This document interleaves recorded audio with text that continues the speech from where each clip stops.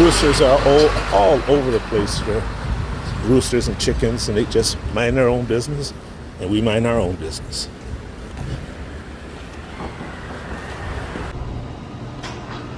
If you go to Key West, one of the things that you're going to notice are the chickens.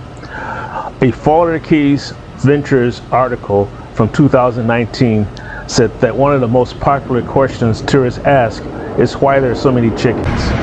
Well, there's always been chickens in Key West, and the people there have used them for eggs and for dinner.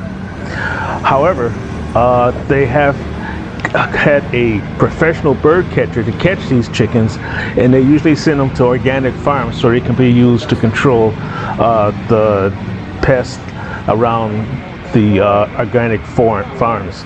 So they get to live a nice healthy life, eating as much as they want. And the ones that are here, they are enjoyed by the population as they seem to be part of the general population. So kudos to you chickens. So thanks for looking at my video. I hope that if you liked it, you'll hit that like button. It does help me out a lot as I try to make better and more informative videos.